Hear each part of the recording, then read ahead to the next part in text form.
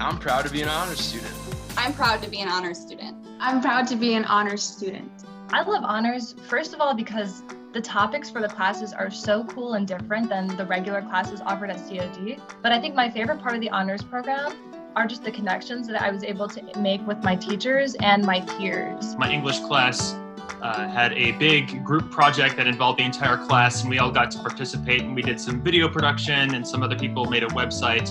It was a huge collaborative experience, and it was just awesome. I've done projects where I create lesson plans for like a class, and it's just a really fun thing to do, and the honors classes gives the professors and the students a chance to do that. It is a great way to meet other students who are also dedicated to working really hard and expanding their knowledge. When you're a part of like honors classes, you learn a lot more than you do in a regular class. And since the classes are smaller, the student to faculty ratio is less. I would highly recommend the College of DuPage Honors Program because you have access to different scholarships and grants and opportunities that you wouldn't have otherwise. My favorite part would be the connections that I made with not only the peers in the program, but also the faculty, and it's opened a lot of other kind of opportunities to connect and build a group of friends. So it's been great. It really helps you develop your skills in the classroom by having deep discussions with the teachers and the other students.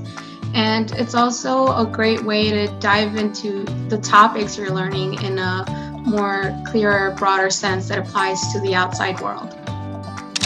Congratulations to all of us. Thank you, honors. I'm proud to be an honor student. And you should be an honors student too. Go honors! Go honors! COD honors. I'm proud to be an honors student.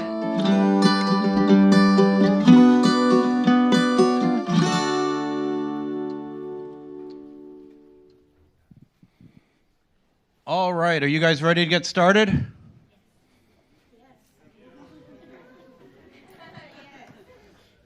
I appreciate the fact that you are all pacing yourself. It's very important. That's good to see, so I'm not going to complain. The good news is I'm ready. So we are going to get things going. And we're going to get things going with something that we don't usually do here. We're going to give away an iPhone to the person who lost their iPhone. If you can come up to one of the OLs, have them direct it to me, you tell us what your screensaver is, we'll give you your phone back, okay? My name is Chuck Steele. I am the manager of student life here at College of DuPage. I am your host for New Student Orientation this evening. On behalf of the college, we really appreciate you coming out tonight. I hope you appreciate that we had the weather turned up outside, so it's not as cold as it's been the last couple days. The bad news is they're turning the temperature back down, I think, on Sunday. We're going to be back in the single digits. But luckily for you guys, it wasn't so bad braving the weather to get here tonight. We do love to give things away. So I want to start off, hold on, I have a message coming in. Oh, thank you. I'm doing pretty good so far. I think they're really into it. But thanks for checking in. You might have already started this. If you haven't, you've seen the tables as you came in. Hopefully, you picked up one of these cards. As you go from table to table, make sure they stamp your card. And then before you leave, turn it in at the same table you picked it up from, and we'll give you a small little thank you present for going through all the tables. So if you've already started it, great. If not, the tables will all be there afterwards. You can do it even more then. In addition to this, in addition to the small prizes, when we leave this session and go back out for tabling, there will be cups of ice cream for everyone. And there will be different toppings on all the different tables. So you can go around and still get all the information you want and build yourself an ice cream sundae. So, and I know what you're thinking, Chuck, it is winter out there, but we found that students love ice cream sundaes even in the dead of winter. And all the hot drinks will still be out there too, so if you prefer that, that'll be there. And if you're thinking to yourself, that sounds like plenty, Chuck, we don't need any more, I got bad news for you. We have even more for you. just for attending new student orientation tonight, if you're a student. The students' names are going to be put into a drawing that we'll do next week, and we'll contact you if you're a winner, and you can win either. We have a couple of weighted blankets. Little on the heavy side. A weighted capybara. This one's much more manageable than the blanket. I could do a couple press-ups with this. We have a couple of fast-charging super slim chargers from Anchor. A couple of them. We have a Lego bonsai tree, combining nature with plastic. It's a very unique one. We have Lego Technic car, combining a car with plastic. We have a white Awala water bottle. Everyone repeat after me, white Awala. Okay, you guys are doing great. And the last thing we have is a black canvas messenger bag. Okay? So make sure, just so you know, you're already in the drawing if you're a student and you attended today. And now I know what you're thinking. Surely, Chuck, that is all you're giving away. No. We have more. The new student orientation isn't just today. We like to say that it extends through the first week of the semester. We call it Winter Welcome Week. We will be having events going on every day the first week of school. You stop by. We'll be giving away swag, tchotchkes. We'll be giving away food. It's a great time to spend as much time as you can on campus, right, the first couple weeks, so that you can learn everything that's going on. And we will be giving you stuff. All right. So one thing we're going to start to that's all I'm giving away. So, yeah. Let's get to some really important material. The first thing I want to say is we take the concept of community at College of DuPage very seriously. It's right there in what we are. We are a community college. We take both parts of that very seriously. We'll be talking about both parts tonight, but I want to start with community. Working as a group is always stronger than working individually. And that's how we approach things at College of DuPage, and that's why we are such a strong community here. There is a quote from Rudyard Kipling that says, "The strength of the wolf is the pack, and the strength of the pack is the wolf." And that's kind of our approach here. We are going to do everything we can to make you successful. And at the same time, we want to see you shine. We want you to discover, to increase your strengths, to increase your uniqueness, to become the best you can be. And by being the best you can be, you're going to make our community even stronger than it is right now. So, in advance, I just want to say thank you to all for doing that. Part of being a community is getting to know each other. That's very important, and we're going to do that in a minute. You're going to meet each other a little bit. You're going to meet a lot of people from College of DuPage tonight. But another part of community is knowing the history of the community. So with that being said, I'm going to read something and I'm reading it because it is so important that I do want to get right. So, as part of our history at College of DuPage, we acknowledge that College of DuPage currently exists on the traditional lands of numerous nations, including the Anishinaabe, the Council of Three Fires, which includes the Ojibwa, the Ottawa, and the Potawatomi, as well as the Haudenosaunee, the Ho-Chunk, the Alianawek, the Kickapoo, the Menominee, the Miami, and the Meskwaki peoples.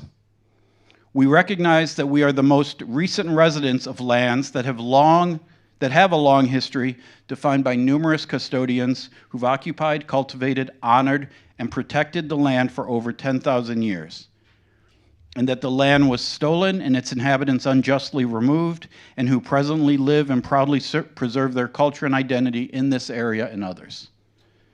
And lastly, we acknowledge and honor with respect and gratitude the land itself and the peoples who have stewarded it throughout the generations. With that being said, it is time for us to get to know a little bit about each other. So what I'm going to ask you to do, this is something we like to call one unique thing. And I'm going to give you a very short amount of time to just create little groups of 4. The best way to do it is 2 people sitting next to each other, turn around and talk to 2 people sitting behind you. And I know if everyone turns around, it's not going to work. So, you know, you guys look pretty intelligent. I'm going to let you figure it out, but here's a clue. 1, 3, 5, 7, 9, turn around. And then the other people just face forward. But again, you guys can figure it out. All I want you to do in your little clusters of 4, introduce yourself by name and then share one unique positive thing about yourself. It can be something you've experienced. It can be a talent or an expertise you have. It can be a characteristic, anything that you think is unique for that little group of 4.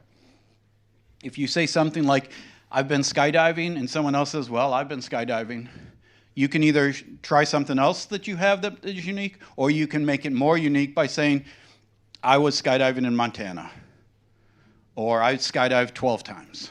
Whatever it is to make it unique. When we're done, I'm going to ask for a few volunteers to who feel they have something very unique to share with the larger group, and we'll see if it's still unique in this large of a group. All right? I'm only going to give you a couple minutes, not very long, so I just kind of want you to do it pretty quickly. And I'm going to ask that the OLs who are in the room with the green sweatshirts, that they help out if need be. All right?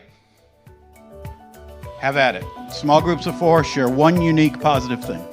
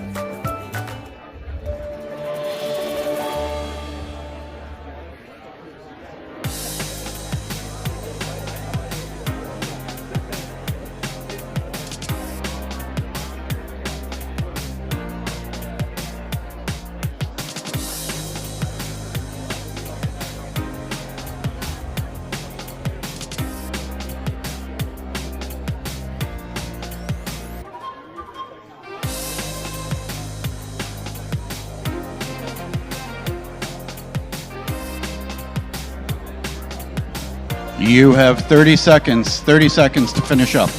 You have 28 seconds to finish up.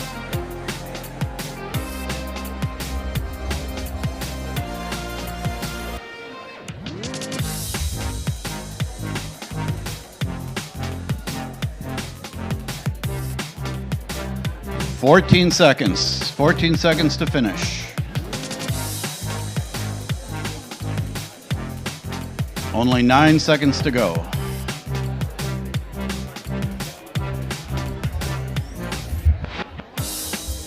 And 3, 2, 1.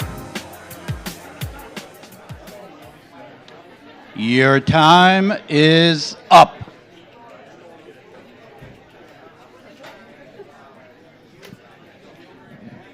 Okay, first of all, I got to tell you, big kudos to figuring out what number row you guys were in. You guys did that so quickly. It was great to see. I don't want to talk any shade about this afternoon's group, but let's just say you guys really rocked that. The second thing I want to say, I forgot to give the instruction that VIPs are also welcome to participate, and you guys seem to take that up on your own and took care of that. So I really, that's nice to see. So this next thing that we're going to do, this is called a catch box. It is a microphone surrounded by Nerf. To make sure that everyone in the audience can hear you when you're sharing with this stuff, I'm going to ask for volunteers. You're going to stand up. I am going to have one of the OLs get this microphone to you. Depending on where you're at, it might be handed to you. It might be kind of tossed to you. So whether you're going to be speaking or not, you might want to keep your eyes on this thing. It might be in the air at some point in time. The other thing to know about the catch box is you don't have to talk right into it. You can hold it down here at your chest level, and it'll still pick it up, okay? So the deal is you're going to volunteer. I'm going to call on you. You're going to stand up, and then we're going to get the catch box to you, and then you're going to say your name. We're all going to respond with hello, whatever you said your name was, and then you can do your one unique thing, okay? So who would like to go first and share one unique thing about themselves? All the way in the back. Did you catch that? All the way in the back. Oh, you got to stand up.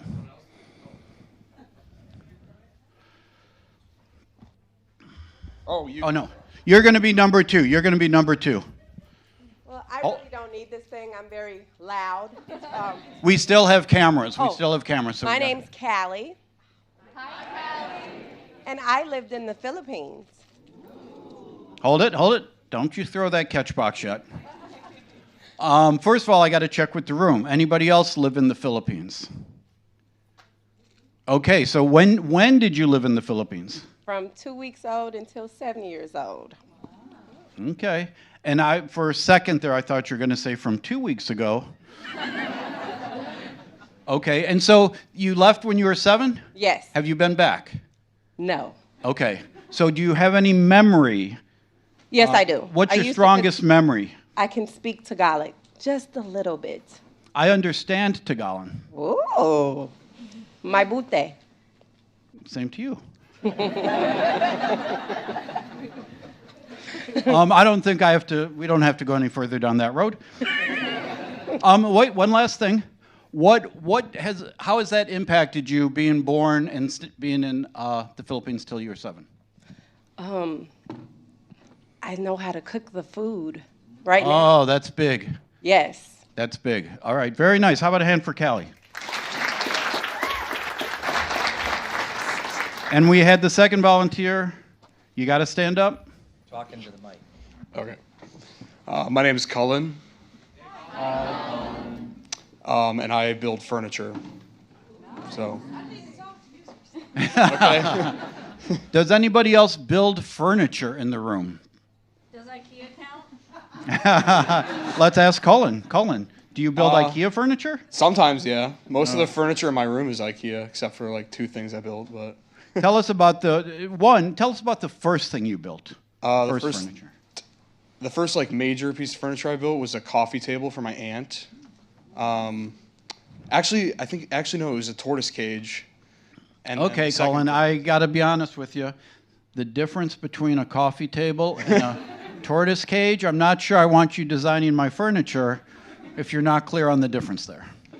But go ahead, I'm just teasing you. Go ahead and tell us about the tortoise cage. My sister has a tortoise, and they need a new cage for it. It was kind of just like a box with like panels on the side. It was made out of red oak, and it was stained with mahogany stain. So it sounds very fancy for a tortoise cage. I have to say, in my experience, a tortoise is one of the easier animals to cage. Yeah. If they get away. He has twice, but. Yeah, but how hard is it to get him right back in that cage? It took like 2 weeks one time. So. Okay, well, let's talk more afterwards, because I'd like to. He was outside. I would like to hear that story. Maybe I'm not as familiar with tortoises as I thought I was. All right, how about a hand for Colin?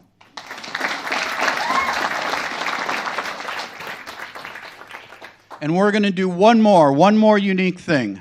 We're going to go to this side of the room just because I like to see the OLs run. And there she goes. A toss and a handoff. Okay. Hi, my name is Diana, and my son's... Oh, hold. Let's get it together. Go ahead, start again. Hi, everyone. My name is Diana. And my sons and I have visited 17 state capitol buildings. First of all, how many sons do you have? 2. And, oh, very nice. Okay, stay standing up. Why don't you introduce yourself? My name is Andrew. Andrew? Yes. First of... Hi. Hello. Okay. One thing is we already lost the uniqueness. Yeah, because there's two of you. But I still want to hear more. Okay. So, what prompted this? I assume there's a goal involved that you decided this is something we want to do. Yes, bucket list. Bucket list. Okay, but who of the three of you started it? My mom. Okay, and let me ask you this: what happened to the other brother? He's at home. He's at home. Okay. And how many is this? Is the goal to hit all 50? We're planning on it. Okay. Well, I mean, a bucket list. You want to make it complete. What's the next one you're going to? Whichever's the furthest. Okay. And last thing, what has been the most impressive of all the ones that you have seen so far? Which one did you enjoy the most? I think one state capital that I enjoyed the most would have to be Iowa. I really loved seeing the library there that they have. Very nice. I'm a graduate of University of Iowa. Oh, wow. I know. It's amazing. I feel like you may have been not as enthusiastic about the oh wow. I think you could have sold that a little bit more. But anyways, I'm glad to hear that about the Iowa Capitol. Okay, if you want to get the catch box back to someone who want to collect it. Thank you very much, the two of you.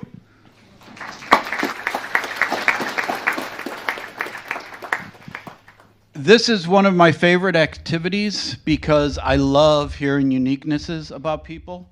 I find all these things fascinating. I think it's a great way to get to know somebody. The other thing is I think there's a real strength in getting comfortable with talking about yourself in ways that show your uniqueness.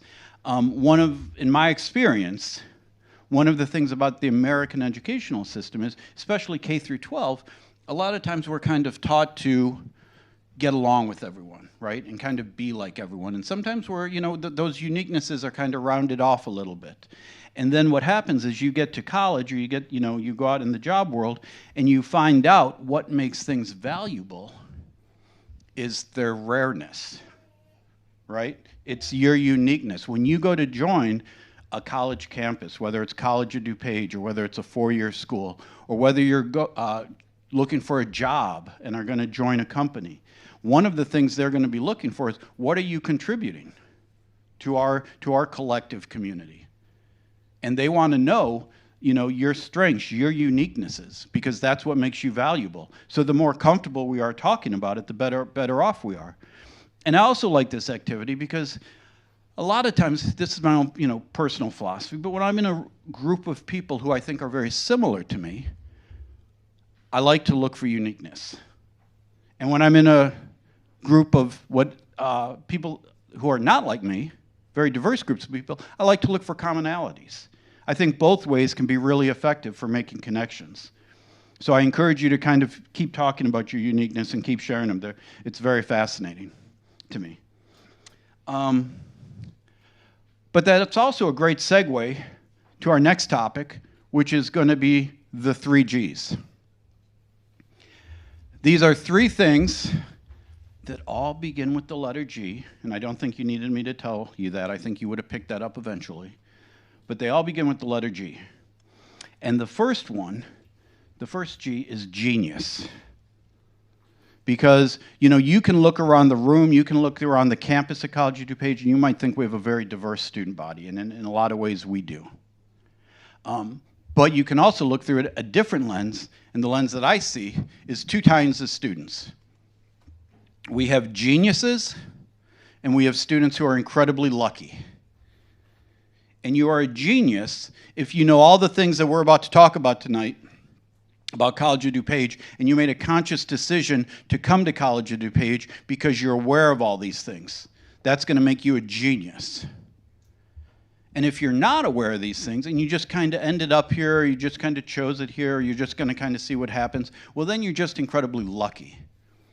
Because you're going to get all the same advantages that the geniuses get. Okay? So, everyone repeat after me. I am a genius.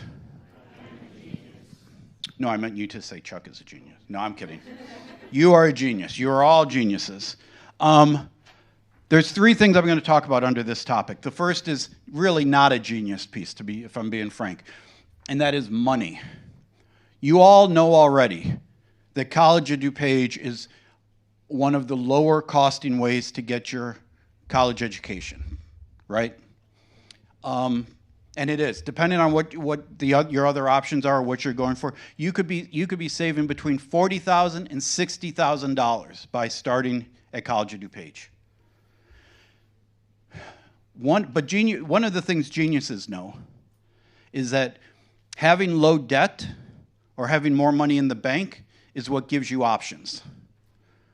So when you're done with college and you've been able to save money through that experience, you're going to have more options about the type of job you take, about where you want to live, about what you want to do. We have a saying at College of DuPage that goes, the more you're able to live with your parents while you're going to college, the less likely you'll have to live with your parents when you're out of college. And typically the students and the parents like that, okay? We know that sometimes coming to community college, you might be a little jealous of your friends who are at a four-year school, right? That's understandable. You won't think that way after tonight, but as of right now, it's understandable. But I guarantee you, because we've seen this time and time and time again, if you're starting here and then going to a four-year school, when you get your bachelor's, and when your friends get their bachelor's, and when the loan payments start coming in, or their bank accounts is depleted because they had to spend it all for college, they will be jealous of you because you are going to have all of the options that they might not probably have, okay? The second piece that falls under genius, because some people think you get what you pay for. It's not something geniuses think, right? The quality of education that you're getting at College of DuPage ranks up there with the quality of education you're going to get anywhere else. And I'm going to give you an example that proves it. How many people here are familiar with the University of Illinois? As well, you should be. How many people are familiar with their engineering program at the University of Illinois? It is one of the top tier, probably in the top 3 of the country of engineering programs. We have an agreement with the University of Illinois engineering program that says you can start at College of DuPage. If you do well here, you transfer seamlessly into their engineering program, right? That's not us telling you that the quality of education you're getting here is equivalent to what you'd be getting at the University of Illinois. That is the University of Illinois engineering program telling you that the quality of education you're getting is equivalent, all right? And you are saving all that money. The other thing we hear sometimes when students come to campus for the first time is, they walk through the halls and they say, this reminds me a lot of like high school. Right? Very small classrooms. Kind of seem like a high school class. And honestly, I get it. They do look like high school classrooms. But you know what else they look like? Graduate level classrooms. Because if you go to a four-year school, if you have friends and family that go to a four-year school, you know that it's not unusual for the first 2 years for you to be in an auditorium type classroom where you're with 200, 400, sometimes 600 other students, right? You don't get to a small classroom till you're a junior or senior. And then when you get to graduate school, they're even smaller.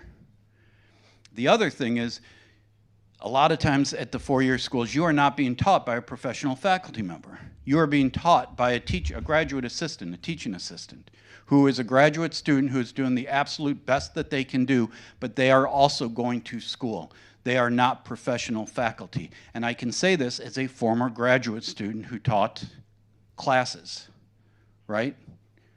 You're getting professional faculty here.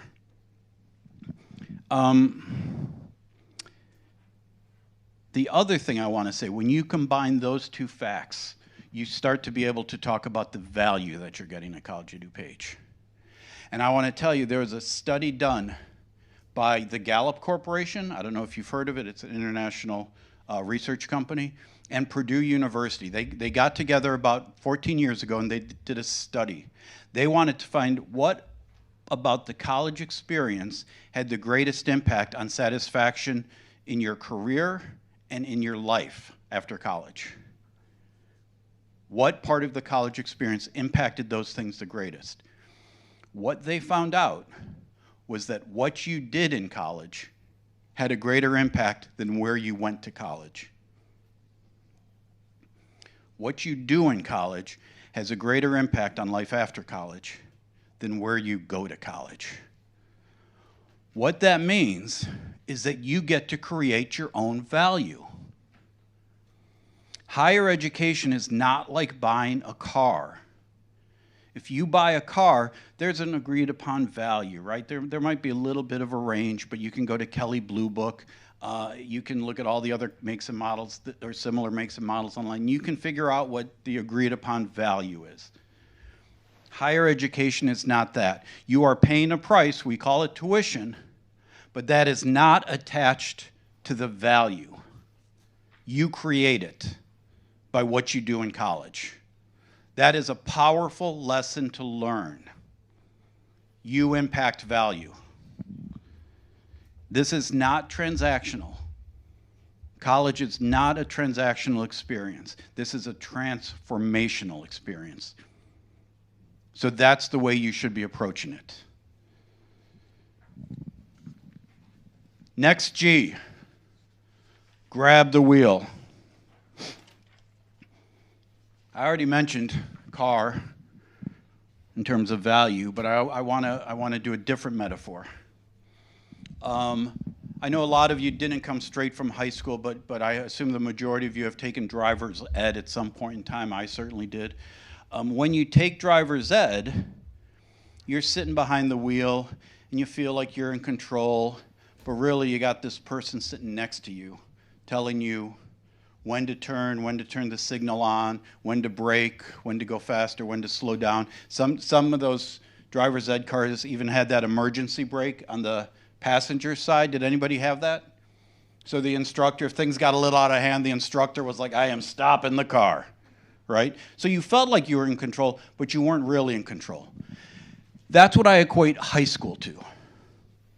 You feel like you're in control, but you're not really in control, because the secret about high school is they're going to get you out of high school. It's going to happen. That's their job. Everybody leaves high school at some point, right? And, they're doing a lot of good work, and they're going to, they're helping you, but ultimately, they're also going to make sure you get out.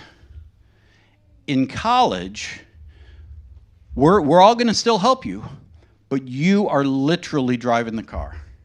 You are literally in charge, right? It's your job to be successful. It's your job to get out if you're accomplishing your goals. We're going to do all we can to help you. This goes back to the community I was talking about. The power of a group of people is always greater than the individual. But you have to understand you are in charge. What that means, you have to do the work. There's no getting around it. Whatever happened before in your life, K through 12, in college, you have to do the work. And I want to give you an example of this. Who knows how many hours a week you have to work to be a full-time worker? 40 hours to be considered a full-time worker. In college, we go by credit hour. And a credit hour is, for each class, how many hours you spend inside the classroom. That's how we measure it. That's called, so if you're taking a 3 credit hour class, you're spending 3 hours in the classroom per week. So how many credit hours do you need to take to be considered a full-time student? I heard it. 12, correct. How does that make any sense? 12 hours a week over here for a student, 40 hours a week over here as a worker. How are they both considered full-time? I will tell you. In college, you are expected to work 2 to 3 hours outside of the classroom for every hour you spend inside of the classroom. There is a lot of self-directed education that goes on in college. So if you are taking 12 credit hours, that means 12 hours in the classroom, and you do 2 hours outside of the classroom, that's 24. You take 24 plus 12, you get 36. And then you can see 36 is very close to 40. That's why they're both full-time.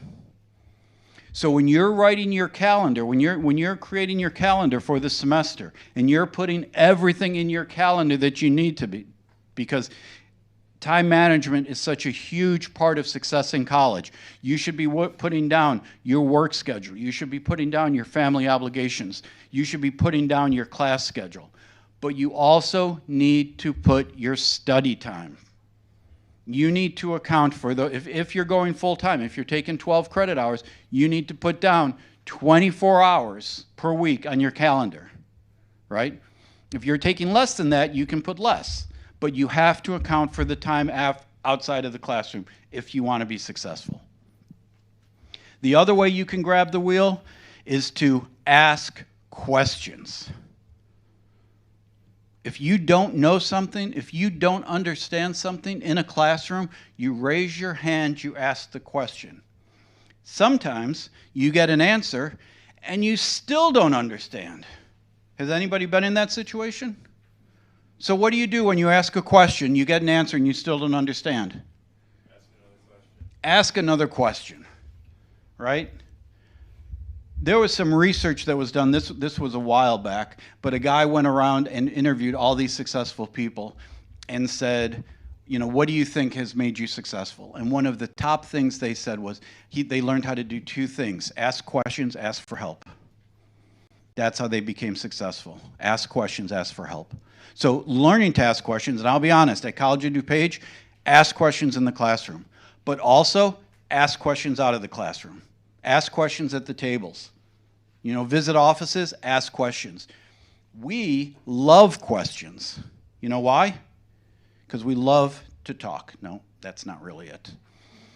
We love to engage students. Right? If you're asking questions, we know you're engaged. We know you are trying. That's inside the classroom, outside the classroom. If you, in your community, you're asking questions, you're engaged with your community. Ask questions. All right. Next G. You read it to me.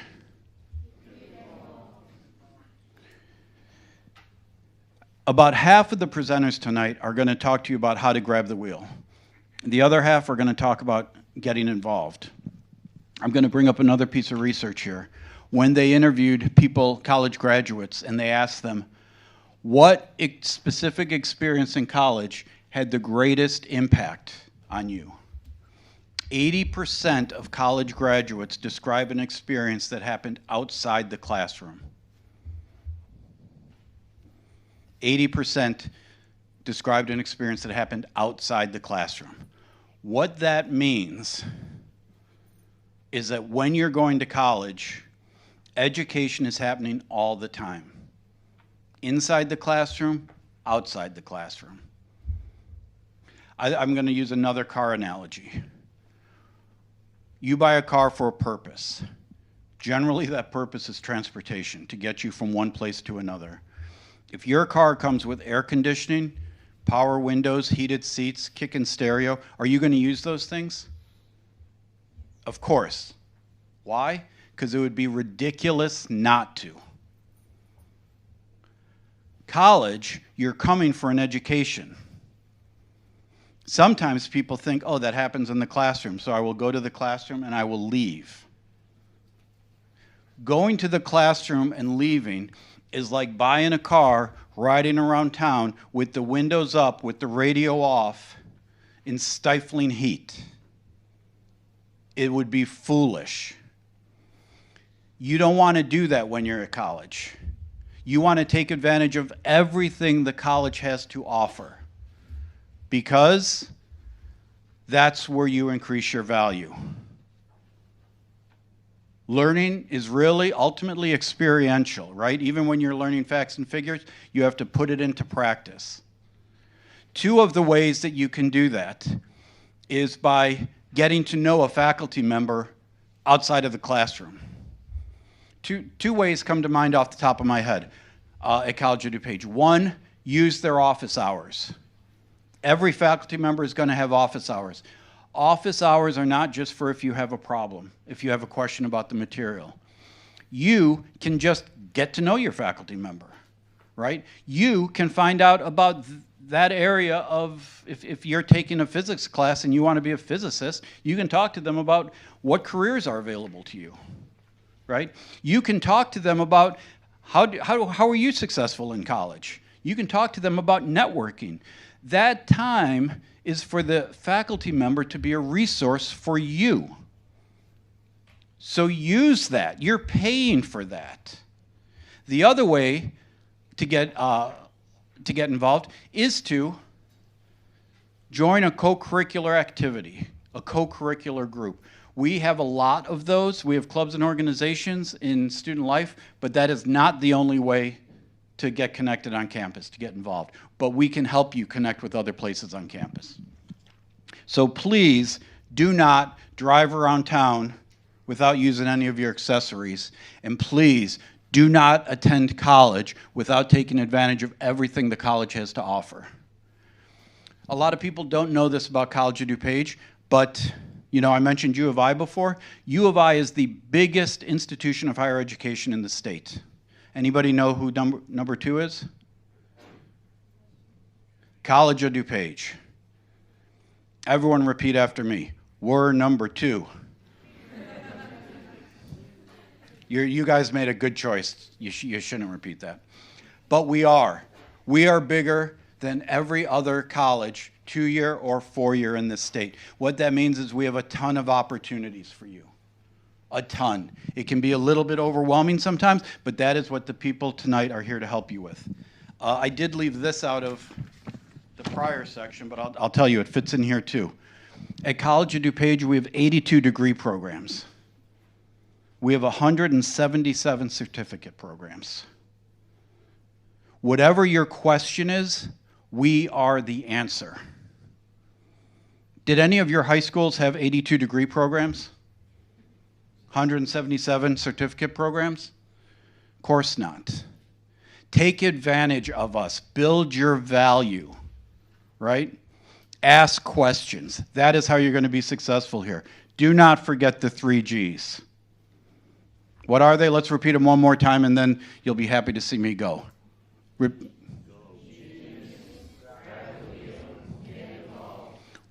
Now, seriously, all together, we're number 2. No, okay. All right. Let's get our presenters up here. One tradition that we have at College of DuPage at New Student Orientations, you know, we make you do the one unique thing. I don't think it's fair to only have you do that, so we will do that ourselves as well. My one unique thing, my first name, well, it's Chuck. My nickname is Chuck. My real name is Charles. If you go to one of those baby books that gives you the definitions of names, Charles means man. Now, does anyone remember my last name? Steele. My middle name is Edward, and if Edward meant of, oh, it doesn't, but it would be cool. And I'll tell you one other thing. I used to really enjoy telling people, you know, man of steel. But then I got an artificial shoulder, and then I got a plate put in my neck, and with each replacement and the more literal I become a man of steel, it becomes a little less funny every operation. But in any case, that's my one unique thing. And I'm going to ask all the presenters, when you come up, if you can start with one unique thing so we can all get to know you as well as we know each other. With that being said, we're going to kick things off with Jennifer Stewart from Financial Aid.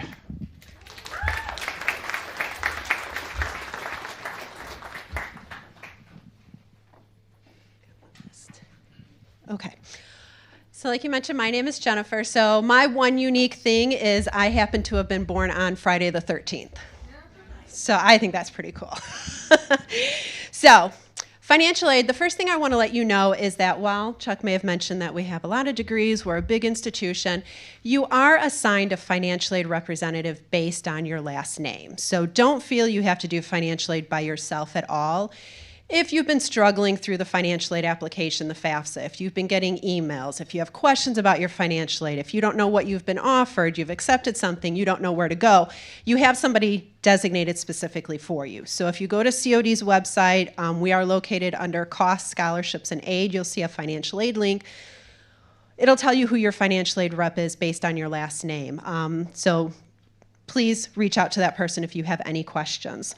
The second thing is, if you have applied for financial aid for the 24-25 school year, so under that FAFSA application, at College of DuPage, our school year ends with summer, which means that FAFSA application ends in the summer. You have to reapply every academic year to keep that financial aid going for the next school year. So the 25-26 FAFSA application is out and available.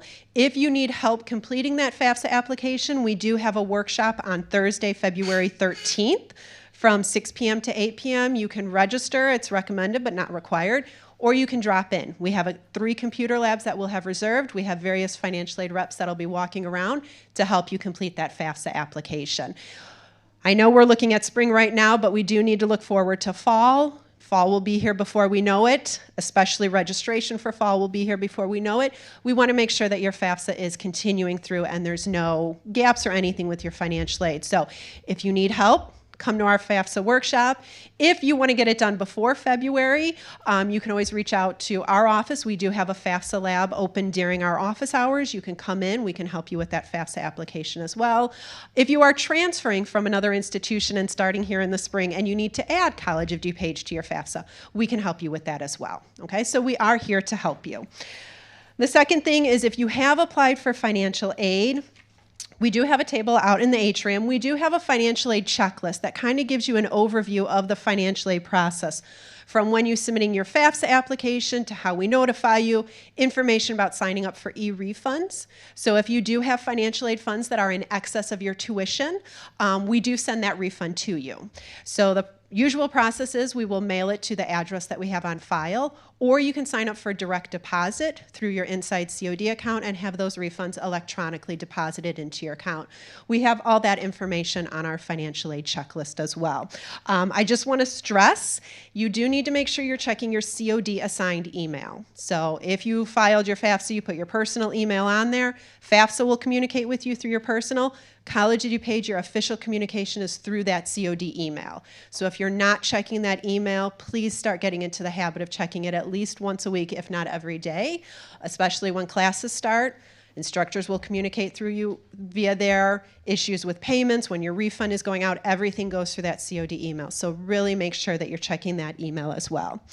If you are looking to work on campus, we do have a flyer about student employment.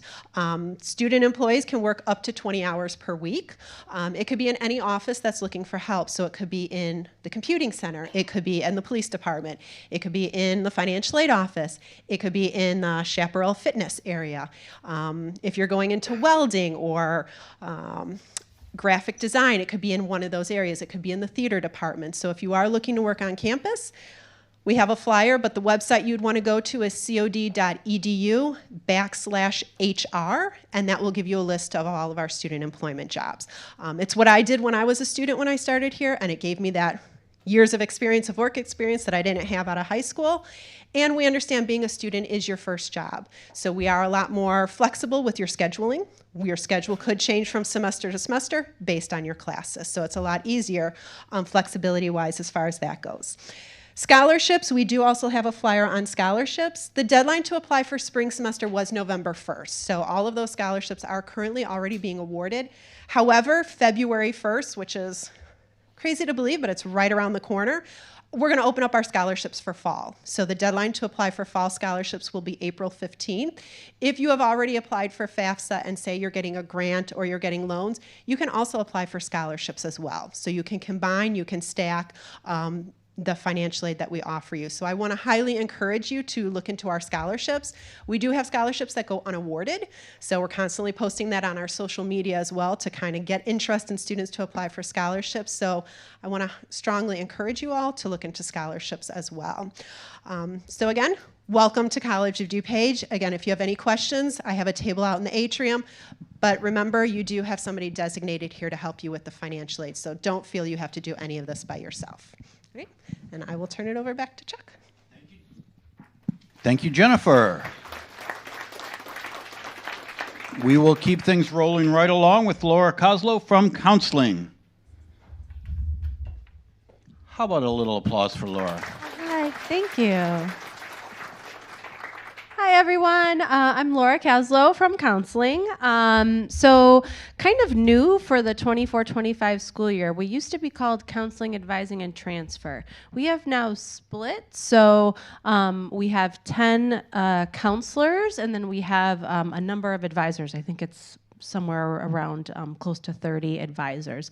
So I hope to make the distinction a little bit for you. I know someone from academic advising will also be talking to you. So we do less now the actual class planning and things for you and more the counseling piece. So we offer students educational counseling, career counseling, and personal counseling. So when I say educational counseling, it's more about finding like work-life balance, improving study skills, time management skills, working with students who may have ended up on probation or suspension and getting them back on track. Career counseling, we teach a career development class for undecided students or students needing help kind of figuring out what they want to do. And then we also offer like one-on-one career counseling for students maybe changing their degree or unsure of what path they want to go towards.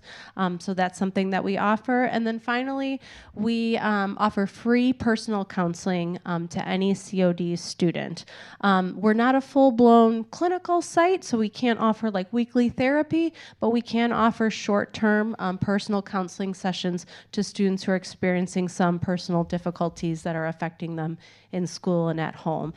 Usually that lasts for about a semester, and then if we feel like the student still needs some help or the student expresses they still need some help, we can make an appropriate referral to an outside organization or therapist. And then finally, we're available if you find yourself in distress or maybe a friend's in distress or crisis. You can come during our office hours, and there will be a counselor kind of on call for situations where a student is really upset or needing to speak to somebody right away. Let's see, I believe that's it. We also have, I think, 4 bilingual counselors, so 3 of us speak Spanish, and we do have an Arabic speaker in our office as well. So look forward to working with you this coming year, and have a great semester. Hold on, one more thing. Oh gosh, okay, sorry. Okay, so I didn't think this unique thing was very relevant, but apparently, you know how like shows are like making a resurgence after like 20 or so years. So has anyone seen The Sopranos or a Sopranos fan? Okay, so about 20 years ago in a Las Vegas casino, I met James Gandolfini. I was walking through the casino on my way to the pool. I saw him, and I may have had a couple of adult beverages and shouted, "You're James Gandolfini!" And he waved me over, and he let me roll his dice a couple times, and we had a little chat. He was a really cool guy. I did not win him any money, unfortunately. I'm not very lucky. Thank you, Laura. Thank you. And I think we all know that before James passed away, that whenever he was in a large gathering of people, he liked to tell the story of when he bumped into Laura Kaslow in Las Vegas. So now we have the dynamic duo from Access and Accommodations, Kelli Kerns and Daniel Rische. Yeah, welcome everyone. We're glad to have you here. My name is Daniel Rische, and this is my coworker. Hi, Kelli Kerns. Kelli, would you tell us your unique thing about yourself? Yes. All right. So I am double jointed. Fun, odd little fact for you. We want to see this, right? I mentioned it last time, so now I got to show everyone.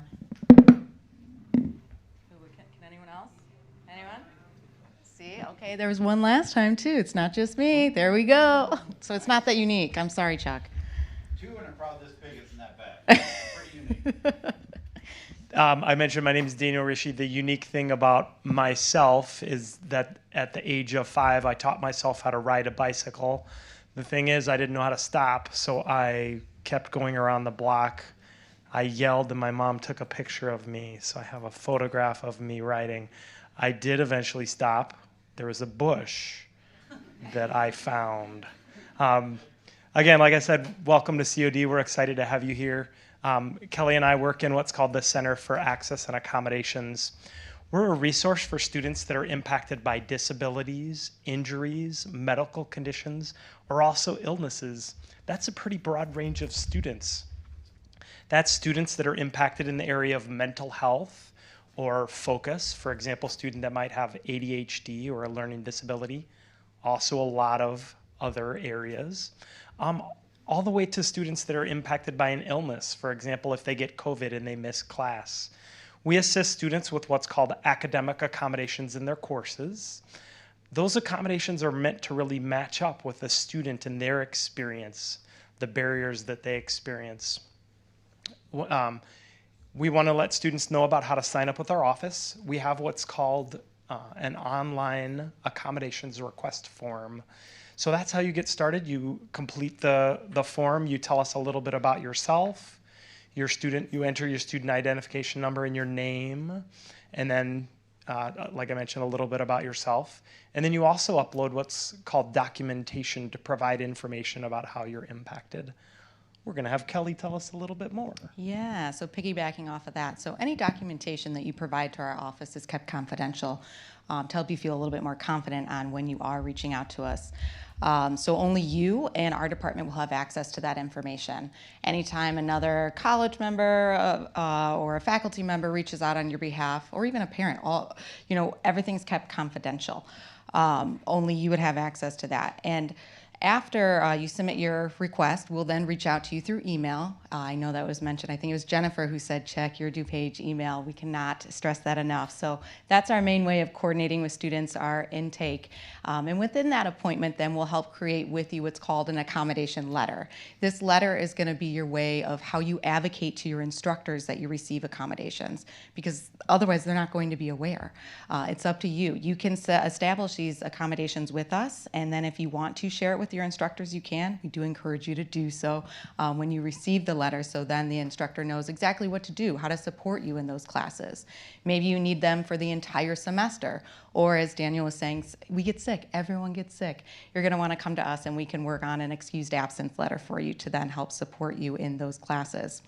Once you get these accommodation letters, it's totally up to you on how you want to utilize us as a resource. If you want to use accommodations moving forward in future semesters, we require every student to renew their accommodation letter every term. We want to make sure we're properly accommodating you given where you're at medically and then the types of classes you're taking. Maybe it depends on the format of classes. Accommodations will look different potentially for strictly all online classes or those who are taking classes face-to-face. So again, we just want to properly accommodate you every term, so we ask that you update that letter. But otherwise... Kelly, I forgot to mention something. Go ahead. When students that are finishing high school and transitioning to college level, sometimes in high school they might have what's called a 504 plan or an IEP. Those are things that help students with accommodations in like a high school or public school level environment. We're the college level version of supporting students with those accommodations. So yes, if you had an IEP or a 504 plan in high school, certainly get connected with our office. I also wanted to mention some students might not have had one of those, but are also impacted, and they can also get connected with our office in general. We have a table out there. Come visit with us if you have any questions. Thank you. Thank you. Thank you, too. You know, listening to the speakers so far, it does remind me of another car analogy I want to share. If you've ever driven a car, you know that there are plenty of bumps out there, right? Plenty of potholes. And the more you're paying attention, the further out you're looking. If you see a pothole or a bump, the further out it is, the more time you have to make accommodations and lessen the impact, right? What research tells us is that during your higher educational experience, you are going to experience bumps in the road. No matter how perfect your life has been up to this point in time, it's just a fact of life that at some point you're going to hit a bump. And so it might be a financial bump, it might be an emotional bump, it might be an academic bump, it might be any number of bumps. But the further out you're looking, the more where you are, the more options you're going to have. And again, we have just a ton of supports to help you minimize the impact, whether it is emotional, financial, academic in any of those areas. If you ask questions and say, I need help, we're going to do our best to help you. So just keep that in mind. Next up, we have from the Learning Commons, Angel Nance. I like that, Chuck. Can you follow me around and introduce me like that all the time? Hi, everyone. My name is Angel Nance. I'm from the Learning Commons, and my one unique thing is I went skydiving. Not very unique, right? I went skydiving twice. Still not very unique. The skydiving company used my photos from my first skydive in their marketing. So I had my picture on their brochures and a billboard. It's kind of cool, right? That's pretty unique. The Learning Commons is the college's tutoring and academic support center. We have a few different areas within the Learning Commons, and I'm going to give you a brief overview of these services and how we work with students. So we offer math assistance, tutoring services, and writing, reading, speech assistance. Our math assistance is available to students on a walk-in basis, so no appointments are required. And we can support you with any kind of math you're doing in any class you're taking. It's not just for your math courses. We also have some resources that you might be using in your math classes, like calculators or software available for your use within the Learning Commons. Math Assistance works with students both in person and online, and we're available day and evening hours. The second area is our tutoring services. Now, our tutoring is course-based, which means the tutors are working with you to review or clarify things that have been covered in your classes already. So it's not a substitute for your own personal study time. Our tutors work with students both in person and online, and we see students by appointment as well as drop-in. If you're interested in setting up tutoring appointments, the first step is completing a tutoring request form, which you'll find on our website. Once you've completed that, our staff will work with you to determine, do we have a tutor for that course, and then help you either schedule appointments or make sure you're aware of drop-in opportunities that are available. Our tutors also work with students on study skills, so things like time management, note-taking, test preparation techniques, all skills that you want to develop as a student and apply to your courses that can help you be more successful.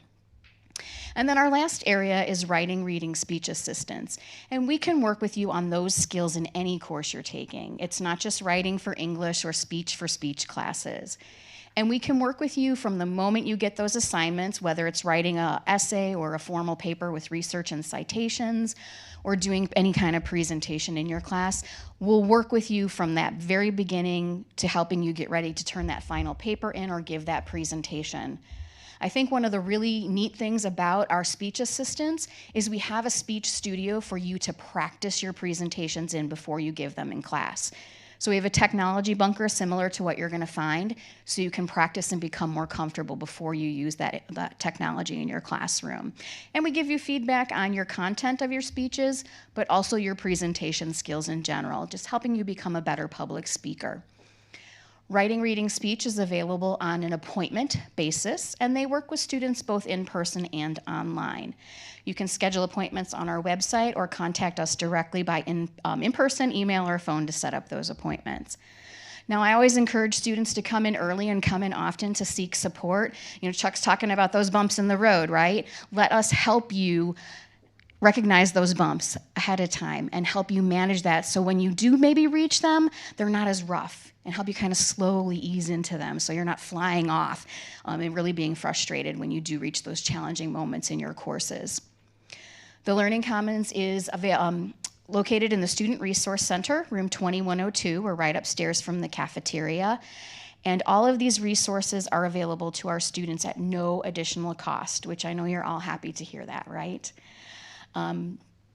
I encourage you to explore our website, but more than that, I encourage you to come in and talk to us about our services, about the classes you're taking, and how we can support you.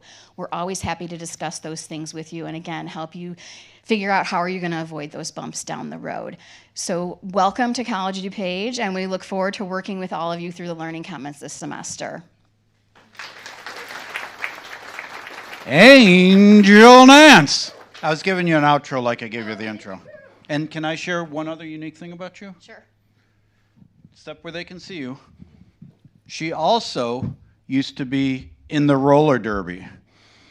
So I know she's gotten some pretty dynamic introductions, because that's how they roll in the roller derby. My derby name is Pepper Spray Patty. Pepper Spray Patty.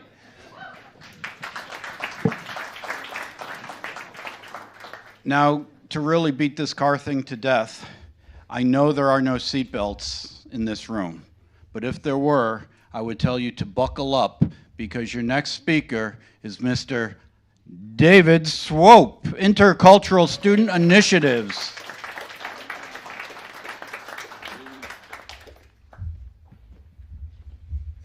Man, Edward of Steele, thank you. Y'all didn't get that one. How you all doing? All right, I need y'all to make some noise. Make some noise, make some noise. Y'all can do better than that. Make some noise for yourself. How about that? All right, welcome to COD. We are glad that you are here. We are excited that you have chosen this place. It is a really cool place. You're only getting a little bit of what this institution is all about. It is very deep and rich in terms of what it offers for students that come here and that enjoy this experience. My name is David Swope. I love to be called Swope. Let me hear you say Swope. Swope. Swope. Okay, you got that. So when you see me, Swope is good. And so it'll take me a minute to get used to some of the names, but I try to do my best with that. So we run the Office of Intercultural Student Initiatives. My co-manager is Elizabeth Gomez de la Casa, and it is our responsibility to do the best that we can to make sure that you have a positive experience while you are here at College of DuPage. Extracurricular experience at College of DuPage. And we do that by building programs and initiatives that help you engage so that you can communicate with other people. There are some 80 different nationalities here at College of DuPage. If you want to experience the world, hang out at College of DuPage for a good week, and you'll be able to see people from all over the world. Beautiful people at this institution. So our responsibility is to engage you in that type of teaching and learning opportunities. We run programs here at College of DuPage like the heritage programs, the history programs throughout the year, and we try to make sure that we are engaging with your type of interest. So if there's things that you think you would like to see from a standpoint of cultural learning and engagement, come and talk to us. Let us know so that we can begin to plan around some of those things and do our best efforts to make sure that you are connected, that more than just being seen, that you know that you belong. We build our programs based on 4 tenets: social understanding, cultural awareness, unity, and belonging. You'll see that on this flyer here when you come and visit me at the table. I will look forward to seeing you all. If you have an opportunity to visit me at the table, Intercultural Student Initiatives. And then what we also do is we work through programs such as Latino Student Initiatives. We do first generation programming as well as undocumented student programming. So we try to engage in a variety of different ways to make sure that you know that you have advocates. And then I tell you, I am very excited and always engaged in what you all are doing as students. I like to say this. It's not that we're trying to train you to be leaders. You're already a leader. The question is, what kind of leader are you? And what we want to do is build in you the mechanisms and the resources so that you can be your best self and be the best leader that you can be. And you have to engage with other people. How many people have a career, choice, or interest that will involve other people?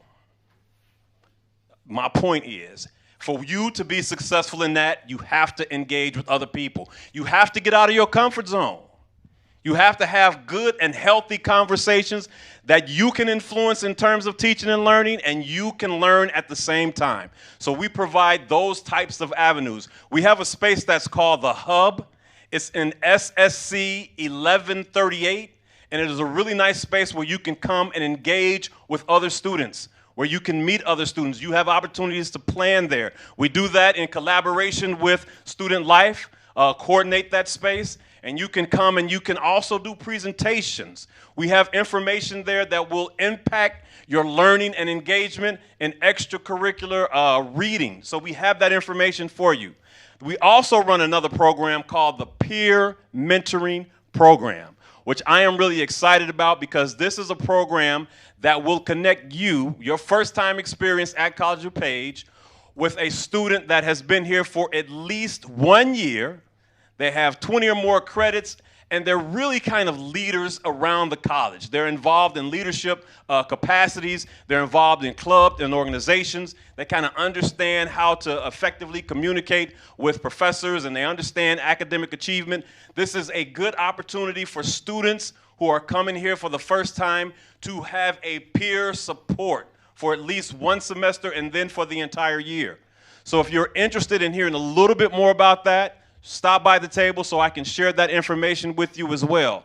And then we want to make sure that as you continue your experience at College DuPage, that you get to know other people. Look to your left, look to your right. Yeah, that's the network right there, and many others. So please get to know other people and just know that we have at our heart your best interest. And if there's anything that we can do to make your experience at College DuPage as positive as it can be, please let us know. And that is the work that we do, not by ourselves, but collaboratively with everyone who's been up here and those who will be coming after me and many other departments and professionals here at College DuPage. It's a collective effort. So we want to thank you for listening for this time, but we definitely want to encourage you and wishing you all the best for this upcoming semester and whatever is to come for the positive future that is in front of you. Thank you all very much. I didn't say my one unique thing. Did I say it? No, you did not. Okay, I got one I'm going to use. I'm going to do different than what I did earlier today. I don't know. Somebody may be with me on this. Once upon a time, I love pancakes. I ate pancakes from 9 a.m. in the morning to about 9 p.m. that evening, and that's all I ate. I'm just saying, that was back in the day when I could do that. I do not do that kind of thing right now. That's my one unique thing. Say it again, Swope. There he is.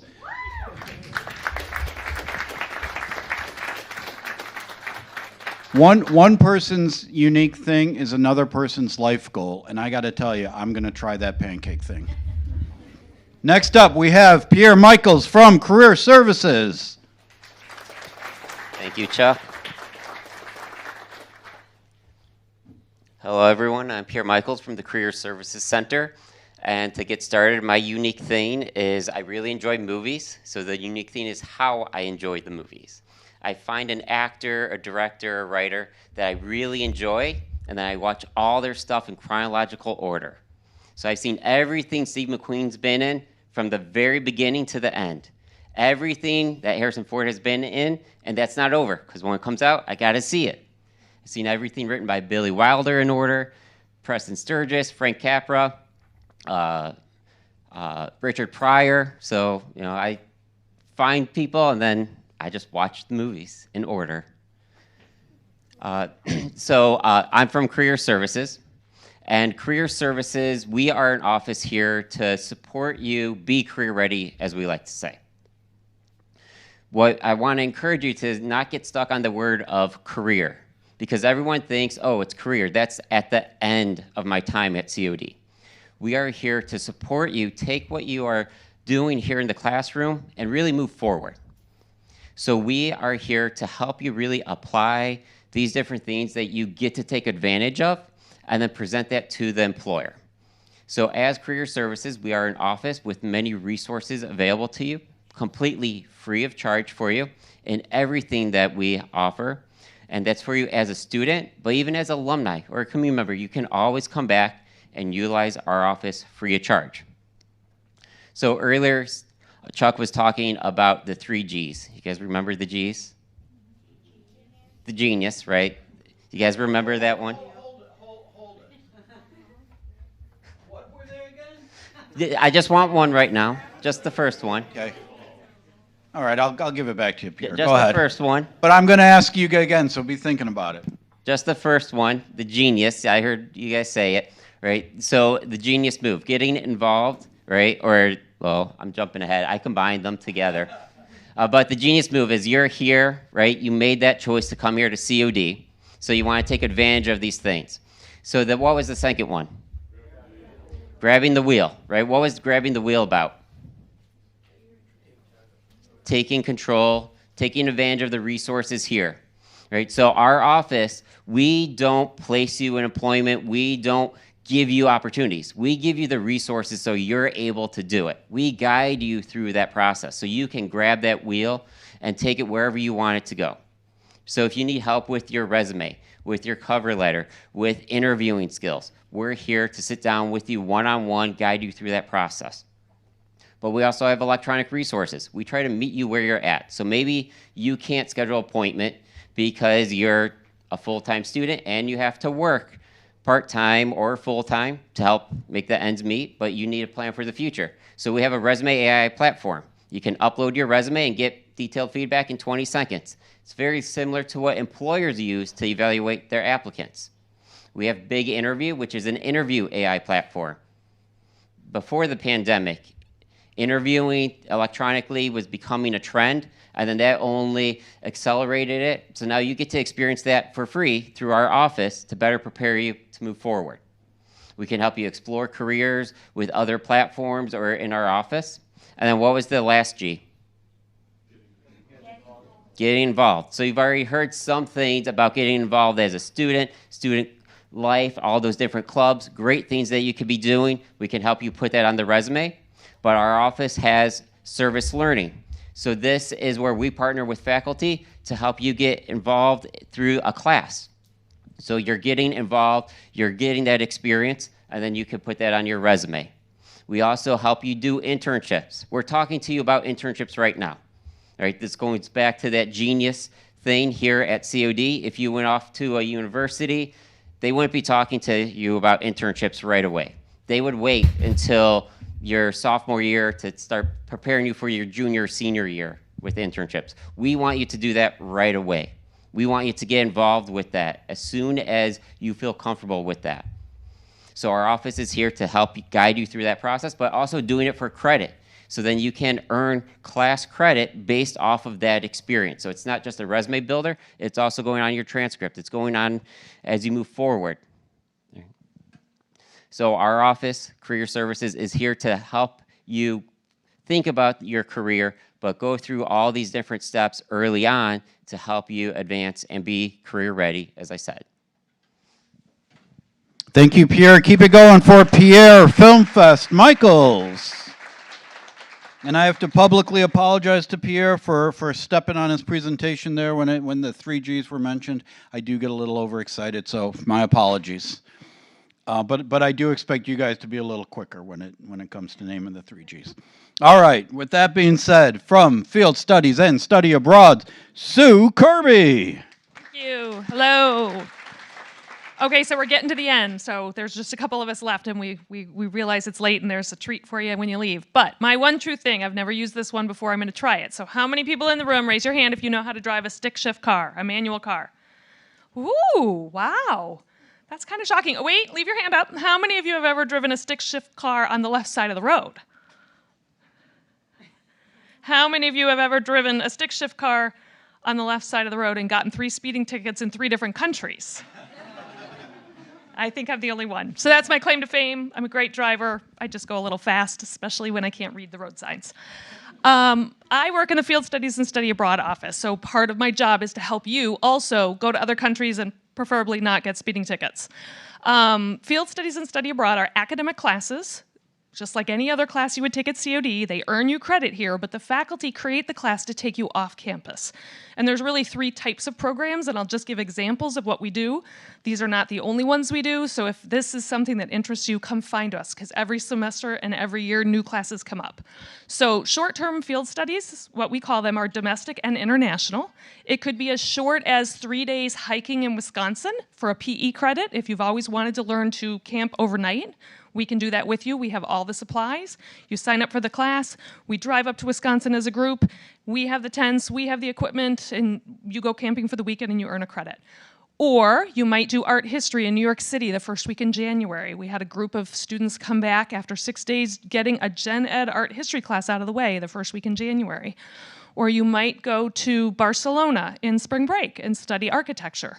or criminal justice in England in the summer to study criminal justice. So these are typically 3 credit hour classes that take you somewhere else while you're learning the content. We call it experiential learning, learning by doing or immersing yourself in the subject matter. So much easier to learn German if you do it in Germany in the summer. The second type of program we have are our summer month-long programs. These tend to be language and culture focused because you can do a full semester of language study in Japan or Spain or Costa Rica or Germany or France. Learning the language, experience the culture, living within that country and that society for 1 month in the summer, and you're earning 7 credit hours. Another great way to see the world while you're working on your degrees at COD. The third type of program that we have is semester study abroad, and a lot of students don't realize that that's a possibility at COD.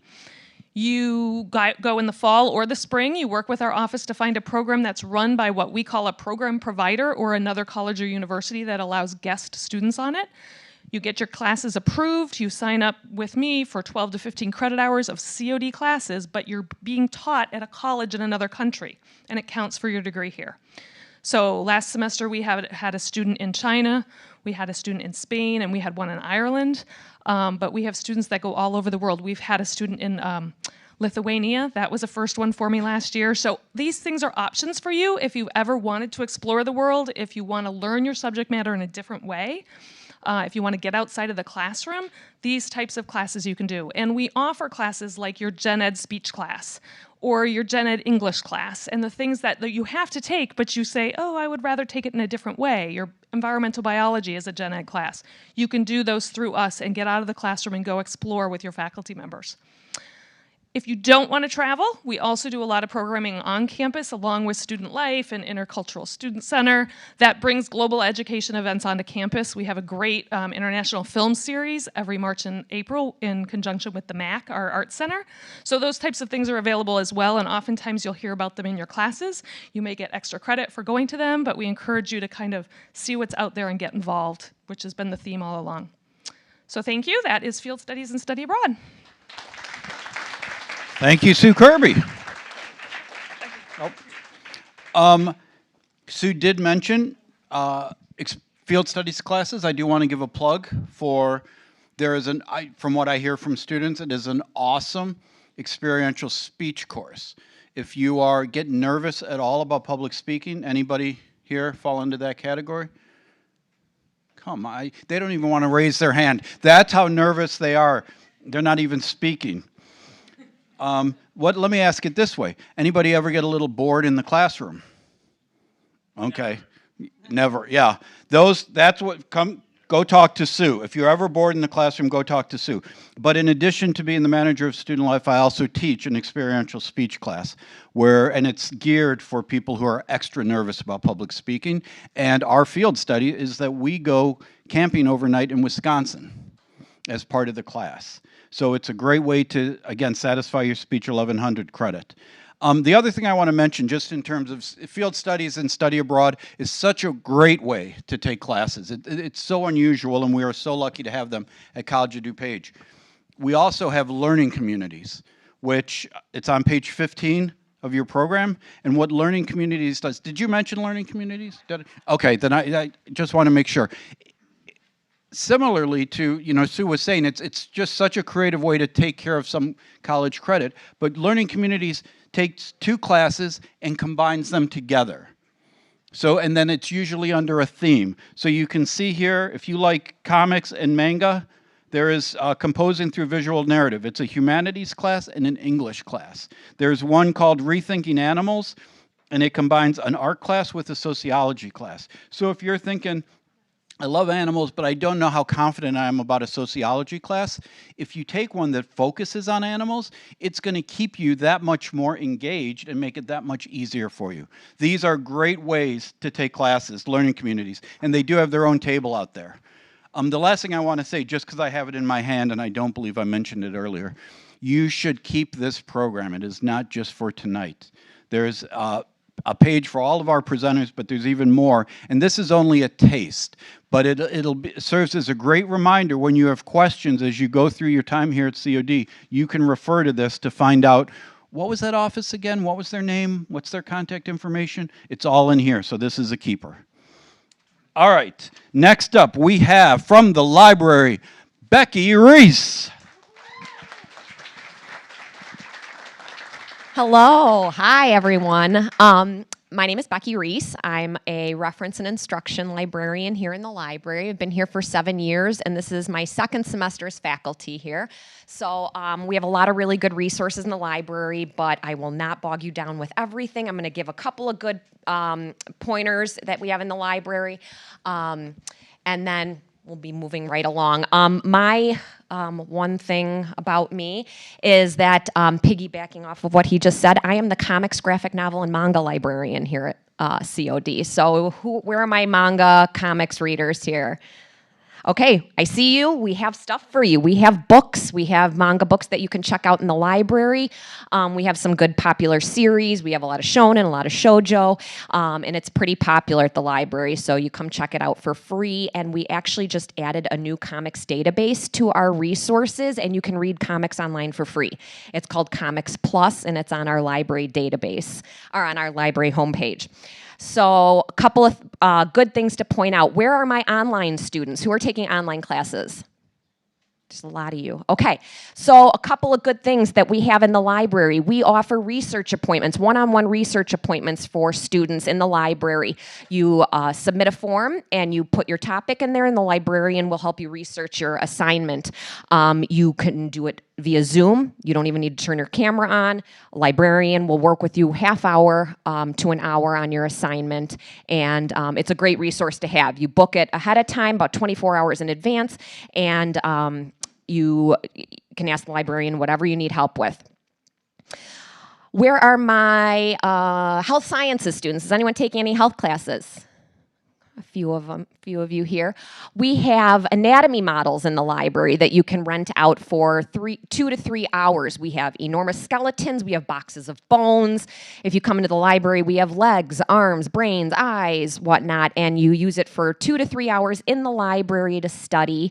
You can take it to our study rooms that we have available. You can book study rooms up to 2 weeks in advance. You get it for 3 hours. You can use them as collaborative spaces or just a nice quiet area in the library. So more than just books, we've got anatomy models, we do research appointments, we've got manga and graphic novels in the library. And another important thing to say, especially and for our online students, if you go to our library website, which is library.cod.edu, one of my favorite things to point out is that we have an online chat service. That when the library is open, there is a real live librarian staffing this chat service. So for instance, you're at home, it's 9 o'clock at night, you can't find a resource, you can't find your assignment, you need to find one more book to add to your presentation. Chat with us. It's a real librarian at the other end. They can help you find the resources that you need. They can help you do the research that you need. We have 10 librarians, and we have librarians in every subject area. So we have a health sciences librarian. We have a business librarian. I am the English language acquisition and the English language studies librarian. So come talk to us. We're here for you. We're waiting to answer your questions. You can get student IDs in the library, and you can also rent technology for the semester. Laptops on our library website. I mentioned library.cod.edu. You can fill out a request form for a laptop for the semester. You get it for the duration. It would be due back the last day of class. So they're pretty popular. So if that is something that you're interested in, I advise you to go on the library website, fill out a request form, and we'll start calling students next week when the semester starts to retrieve your laptop. Okay, so come visit us. You can. There are lots of study spaces, lots of people to help you. So, and we're open till 10 o'clock at night. So that's the other benefit too. Okay, thank you. Thank you, Becky. At this time, I would like to pause the new student orientation and present a commercial. My son, who is a proud college graduate, is a novelist and a cartoonist. His book is in the COD library. It's called Tacky Goblin. It was named one of the top 5 books about Chicago by a Chicagoan by Chicago Magazine. The funny thing is, other than a few pages, the entire thing is set in Los Angeles. but who cares? But if you want to search for it, his name is Tishon Steele. You can find it in the library at COD. That's the end of this commercial. And unless he asks you where you heard about it, don't tell him me because he hates when I talk about it. Okay, that being said, this is why NSO is so important, because even I learned new things. I did not know about the comic collection that you can read online. Brand new, so I will be checking that out tonight myself. But the other thing I want to tell you, we have so many great assets at College of DuPage, but the library is one of them. We have so many graduates who go on to four-year schools in the Midwest who will come home on the weekends just to continue to use our library over their university library. And a lot of it has to do with not just our resources, but our reference librarians. And even if you're out of the Midwest, because you can do so much online, it's literally one of our greatest assets. So thank you, Becky. And with that, I'm going to pass it along to Mr. Pete Deeman from Advising. Hi, everybody. So my unique thing, I've been here 14 years, and I've never done an NSO. So thank you for letting me come here and talk to you today. Thanks, Eugene. It's my pleasure. So my unique thing, I don't know, I was trying to think about this.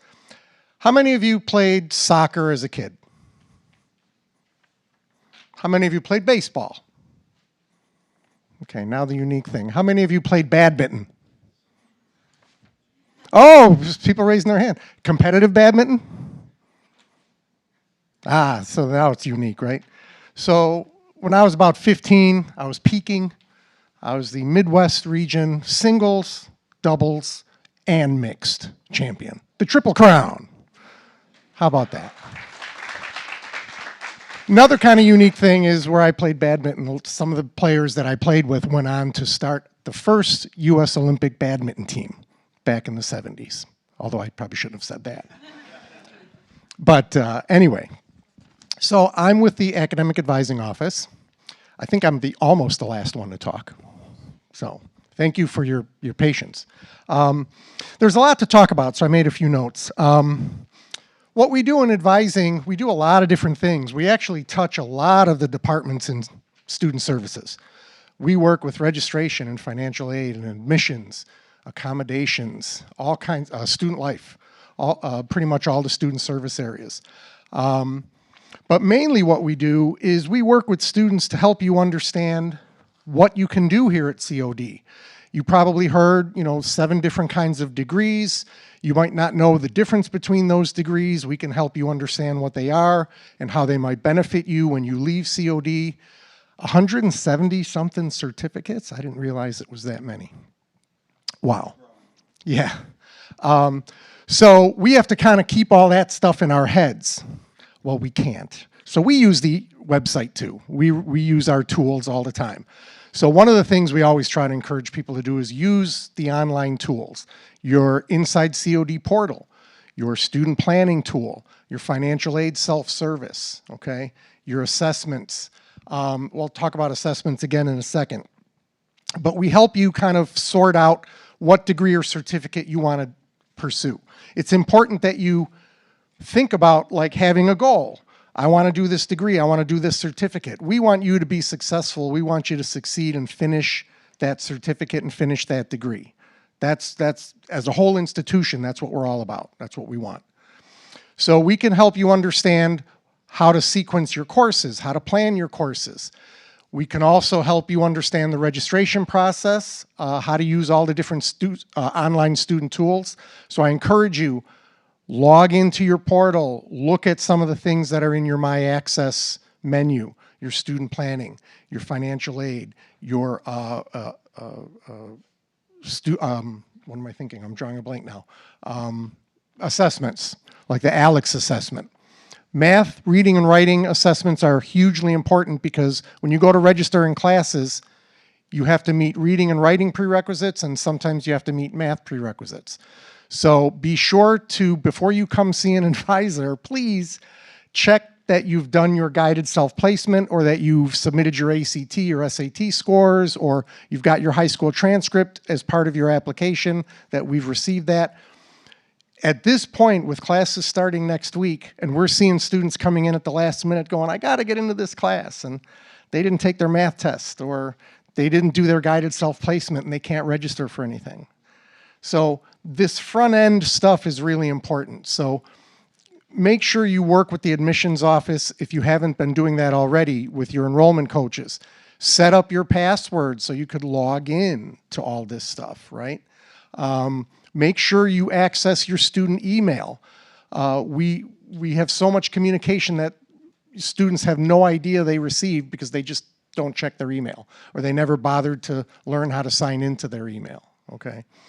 So we have to kind of manage all that when we advise students, but we help you sort that out. We help you plan your courses from semester to semester. We can help you see how long you'll be here. Will it be 1 year, year and a half, 2 years? So we can help you plan your courses, register, and make sure you're successful. So this is a process. We want to be your partner. We want to have a relationship with you as an advisor and a student.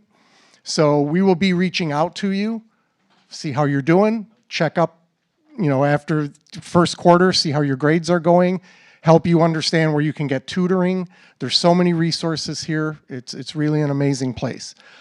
So with that in mind, we have appointment only, so you can contact the advising office and set up an appointment with an advisor. You'll have an individual meeting. Has anybody already met with an advisor? I know some have. I talked with a couple people earlier tonight. Good. Okay. So we want you to be successful, and we want to make sure we maintain a strong relationship with you during your time here at COD. Thank you. Thank you, Pete. Again, the advising is going to help you keep that long-term vision going. Has anybody noticed how many of the presenters up here have mentioned check your DuPage.edu email? Okay, I'm glad you noticed that too, because evidently it's very, very important. I do, Jennifer said check it once a week, or, probably once a day is better. And I'm really going to push for that once a day, because all of the offices at College of DuPage contact you only through your DuPage.edu email. So please, once a day, check that. It is now time for our closer, Mr. Derek Jensen from the Police Department. What's going on, guys and girls? So one fun fact about me, I actually went to school here back in 2003. I participated on the track team. Shortly after that, I got employed by the police department, so over half my life, I've had some kind of association with COD. So maybe one of you guys can break my record here, but the police department, we're open 24/7, 365, year-round. All officers are certified through the state of Illinois, so if you guys need to file a police report, if you need any kind of assistance, feel free to stop by and we'll help you out. Our main goal is obviously to keep you guys safe here on campus, and if you guys feel safe, you're comfortable, and when you're comfortable, you guys can succeed. So when you are physically here on campus, we have 2 locations you guys can reach us at. The first one is actually the building directly past the pedestrian bridge here in the Student Resource Center. If you know where the cafeteria is, take the stairs to the second floor. We're right next to the Learning Commons and kind of where the testing center is, but you'll see our service desk there. On the west side of campus, that's kind of where our main hub is located at, and we're in the Homeland Education Center, or the HEC. We're right next to the tech, so some of you guys that have classes over there, that's probably the quickest way to get a hold of us. If you need to reach us by not just showing up in person, you can call us at 942-2000. I would recommend punching that number into your phone. If you guys call 911, it goes to DUCOM, which services Wheaton and Glen Ellen. Then they shift the call over to us, so there's seconds that go by without helping you guys out. So in the parking lots and the walkways, you guys will also see these big boxes that are on the light poles. They're call boxes, big red buttons. Press them if you need any kind of assistance. Right now is a kind of a good example. The weather's really cold. You guys might go out to your car doesn't start, maybe you lock your keys in there. Just get a hold of us. We'll come out and help you out. When you're walking around campus and the interior of the buildings, you'll see a lot of red phones that are just randomly placed along the walls of the buildings. If you guys have, like me, you're in the lower level of the IC building or something, you're not going to get service, feel free to pick those phones up. There's not going to be a dial tone. It goes right to our dispatch center, and we'll help you out with whatever you need. If you go to your Play Store or your Apple Store, you can download a app called Everbridge, and it's all about safety here on campus. You just use your COD credentials or your email, log in, and there's a couple neat features on there. Probably the best one I would use if I were you guys is there. You can actually text our dispatch center, so it's a little inconspicuous way of getting a hold of us. We do offer a student worker program with 3 different positions. You can work at our service desk, so you guys would take any kind of complaints or walk-up assistance. You'd be a community service officer, which you would actually mill about the interior of the buildings or take one of our vehicles out and help in any service-related calls. Or you can work in our dispatch center and help basically dispatch us the calls, our engineering department and our operations department. We do offer classes online and in person. If you guys go to cod.edu, just punch in the police department, you can get a lot more details on some of the classes we have to offer. Our most popular one is active violence preparedness. And God forbid you guys ever find yourself in a active violence situation. It's a class we put on, it's hands-on. It's really empowering for a lot of people, but you learn the run, hide, fight method if you are in one of those situations. We get padded up in a Runman suit. You guys get to beat down on us, learn how to barricade doors, lock doors, and stuff like that. So if you guys have any questions, I know I rushed through a lot of this stuff, and I'm the last person between you and ice cream, so stop by our table, and we'll give you guys some more information. But good luck, and we'll see you around. Thank you, Derek. As he mentioned, he's the last one, but I do have a couple quick things I want to say to just close out the session here. Going back, this kind of circles back to what I said at the beginning. We understand sometimes. How many people here are going to go to COD and then your plan is to transfer to a 4-year school? Okay. Sometimes people arrive at COD and they have it in their head to say, I'm just going to, get my gen eds done. I'm going to kind of sit back, and once the gen eds are done, I'm going to transfer to a 4-year school. And then once I get there, boom, college is really going to start, right?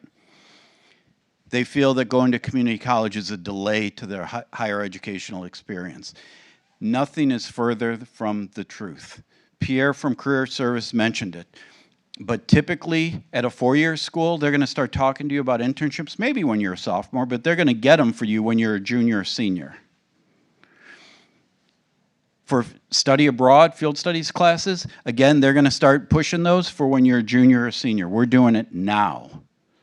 If you want to be in a small classroom, you're not going to get small classrooms like you do at COD when you're at a 4-year school till you get to be a junior or a senior. If you want to join an athletic team, if you want to be a part of one of our performance groups, there's a good chance that you can be a starter or that you can have a lead role your first time out. At a 4-year school, you usually start here and you got to spend some time on the bench and backing up roles till you get up there. If you join a club or organization, you can join and become an officer the first semester here. Again, same thing at a 4-year school. So coming to a community college, and we find this again from our alums, if you come here with the idea that I am starting my college experience now and take advantage of everything we have to offer, coming to a community college is a jump start to your college career. Because what we find is students who transfer from here and go to another place, they already have leadership opportunities. They already have study abroad, internships already in their wherever they put that kind of stuff. As opposed to, and then they get to do more of it when they get to the 4-year school. So this is a jump start. You're going to get more for your college education by starting here. And remember, when you compare to your friends, don't measure from today. Measure from when you get your bachelor's. Because you are going to look like a genius to them. And you know you're going to be a genius yourself. So keep that in mind.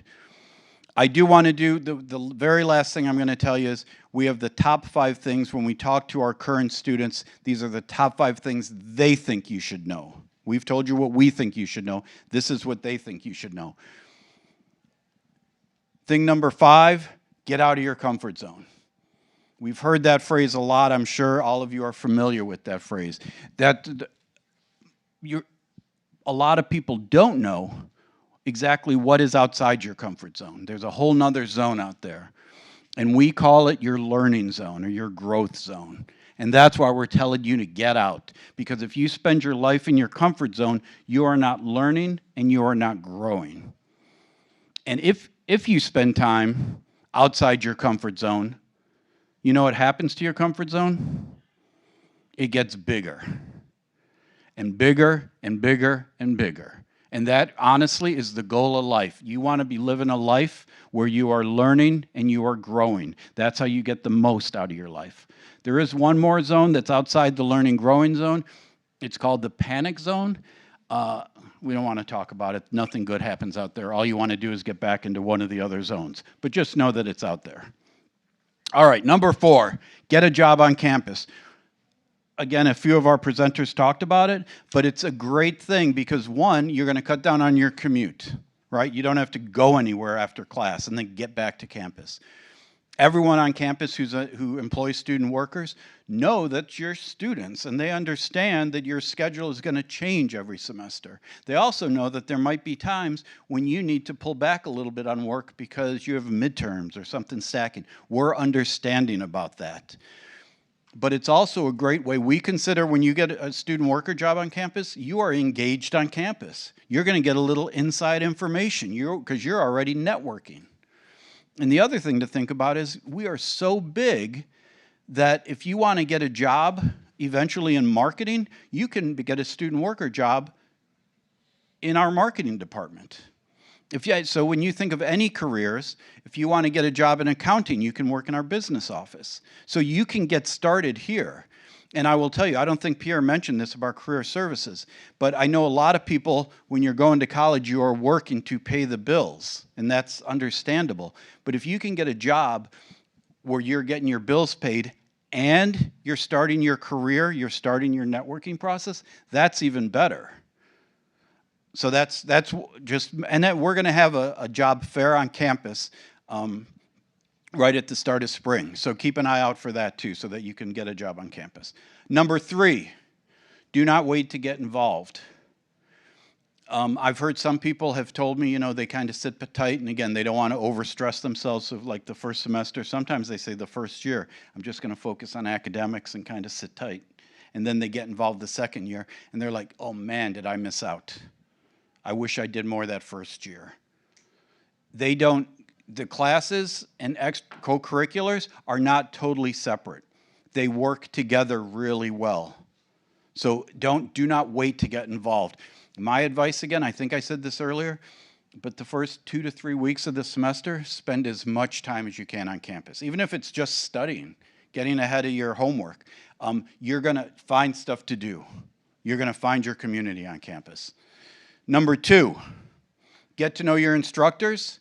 Again, I mentioned it earlier. It's one of the most impactful ways to get that value out of your college experience.